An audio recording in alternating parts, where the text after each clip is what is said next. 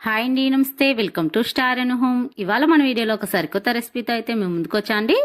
చేసుకోవడం అయితే జస్ట్ 10 నిమిషాల్లో అయితే చేసుకుంటామండి. చాలా యూనిక్గా ఉంటుంది. న్యూ రెసిపీ అండి, చాలా చాలా బాగుంటుంది. ఈ రెసిపీ కోసం ముందుగా మనమైతే ఒక కప్పు దాకా గోధుమ పిండి అయితే తీసుకోవాలండి. ఇందులోకి రుచికి సరిపడా ఉప్పు వేసుకోవాలి. అలానే 2-3 టేబుల్ స్పూన్ల దాకా ఆయిల్ వేసుకోవాలి. ఇలా ఉప్పు ఆయిల్ వేసుకున్న తర్వాత చక్కగా పిండికి మొత్తం పట్టేలాగా అయితే మనం కలుపుకోవాలి.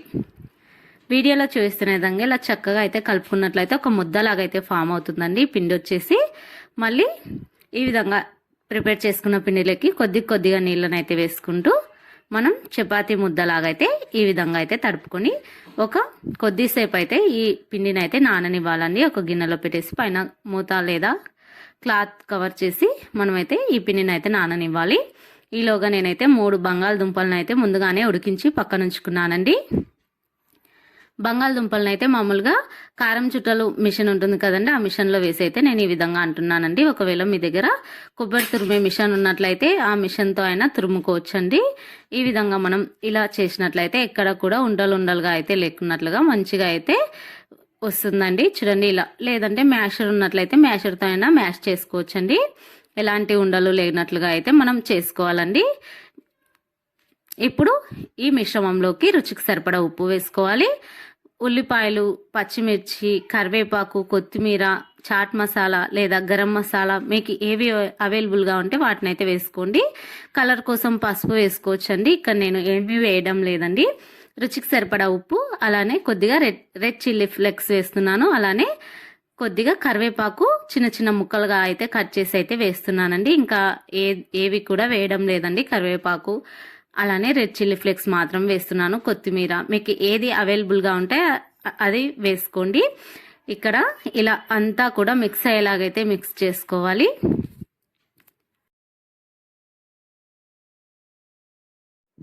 కరివేపాకు వేసుకున్నట్లయితే చిన్న ముక్కలుగా అయితే కట్ చేసుకోండి. కొత్తిమీరను కూడా ఇదే విధంగా చిన్న ముక్కలుగా అయితే కట్ చేసి పక్కన ఉంచుకోవాలి ఈ మిశ్రమాన్ని. ఇప్పుడు ముందుగా తడిపి పెట్టుకున్న చపాతీ పిండిని అయితే చిన్న బౌల్స్ లాగా అయితే చేసి పెట్టుకోండి. ఇలా చిన్న బౌల్స్ లాగా చేసి పెట్టుకొని తడారిపోనట్టుగా క్లాత్ లేదా ఒక గిన్నెలో వేసి ప్లేట్ని అయితే ముచ్చి పక్కన ఉంచుకోండి. ఇప్పుడు చిన్న రౌండ్ లాగా అయితే రౌండ్ చపాతీని ఏ విధంగా చేసుకుంటామో సేమ్ అదే విధంగా అయితే చేసుకోవాలండి. అట్లా కాడతో ఒక చపాతీని అయితే చేసుకోవాలి. ఇప్పుడు ఒక చపాతీ ముద్దనైతే తీసుకొని మనం ఒక చపాతీని అయితే తిక్కు పెట్టుకోవాలి. ఒకటి కాదండి, మనకి ఎన్ని ఉంటే అన్ని చపాతీలను అయితే తిక్కి ముందుగా పక్కన ఉంచుకోవాలి. ఇలా ఒక చపాతీని అయితే పరుచుకొని దానిపైన ముందుగా మనం ఉడికించి పెట్టుకున్న బంగాళదుంప మిశ్రమం ఉంది కదండి, ఆ మిశ్రమాన్ని మొత్తం అంతా ఇంకా స్ప్రెడ్ చేయాలండి చపాతీ పైన అయితే. ఇలా ఒక గెరటతో స్ప్రెడ్ చేసినట్లయితే చాలా చక్కగా అయితే అవుతుందండి. ఒకవేళ చేయితో చేసేవాళ్ళు నీళ్లు లేదా ఆయిల్ని కొద్దిగా చేయికి అప్లై చేసుకొని అయితే చేయండి. గరిటెతో చేసినట్లయితే చాలా చక్కగా అయితే మొత్తం అంతా కూడా ఎక్కడ లావుగా లేనట్లుగా అలానే పల్చగా లేనట్లుగా మొత్తం అంతా చపాతీ మొత్తం స్ప్రెడ్ చేయాలండి. ఈ విధంగా స్ప్రెడ్ చేసిన తర్వాత మళ్ళీ ఒక పైన ఒక చపాతీని అయితే కవర్ చేసేసి సైడ్లు ఇంకా నొక్కినట్లయితే వస్తుందండి. లేదు మనకు రౌండ్ షేప్ లాగా రావాలనుకుంటే క్యారియర్ బాక్స్ మూతలు ఉంటాయి కదండి, ఆ మూతలతో అయితే మనం కట్ చేసుకోవాలి. వీడియోలో చూస్తున్న విధంగా ఒక ప్లేట్ని అయితే బోర్లించేసి రఫ్ చేసినట్లయితే మనకు చుట్టూరా కూడా మొత్తం చపాతీ సైడ్కి వచ్చేస్తుందండి. లేదు అనుకుంటే ఒక షాక్ తీసుకొని ఈ విధంగా కట్ చేసుకోండి. రౌండ్ షేప్ లాగా వస్తుందండి. మామూలుగా ఇంకా పిల్లలకు స్కూల్ అయితే ఓపెన్ అయ్యాయి కదండి, అలాంటప్పుడు పిల్లలకి లంచ్ బాక్స్గా కూడా కట్టించవచ్చండి ఈ చపాతీలను.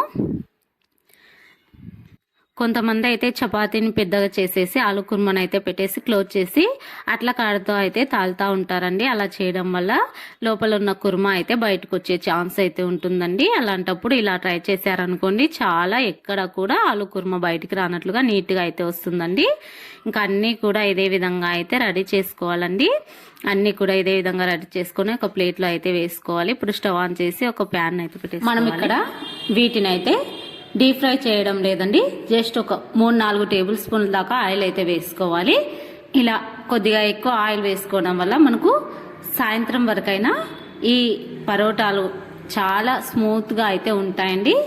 చాలా అంటే చాలా స్మూత్గా ఉంటాయండి. ఎక్కువ సమయం అయినా సరే చాలా స్మూత్గా ఉంటాయండి. నార్మల్గా అయితే కొంతమంది అయితే డీప్ ఫ్రై అయితే చేసుకుంటారు.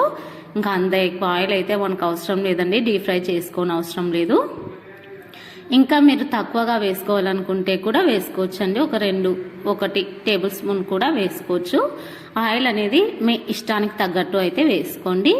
ఇలా మంచిగా గోల్డెన్ బ్రౌన్ కలర్ వచ్చే వరకు అయితే వేయించుకోవాలి. వీడియోలో చూస్తున్న విధంగా అప్పుడే బబుల్స్ లాగా మంచిగా అయితే ఫ్రై అయిపోతుందండి. అప్పుడు మనం తీసి ఒక ప్లేట్లోకి అయితే వేసుకోవాలి.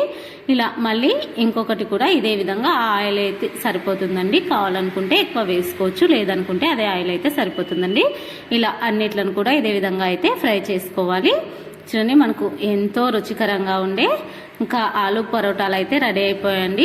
మీరు ఏమంటారో నాకైతే తెలియదండి. జస్ట్ 10 మినిట్స్లో అయితే వీటిని అయితే చేసుకోవచ్చండి. పిల్లలకి లంచ్ బాక్స్లోకైనా సరే, పిల్లల లంచ్ బాక్స్లోకి అయితే చాలా క్విక్గా అయితే అయిపోయే రెసిపీ అండి. టేస్ట్ అయితే నెక్స్ట్ లెవెల్గా ఉంటుంది, చాలా రుచిగా ఉంటుంది. తప్పకుండా ట్రై చేయండి.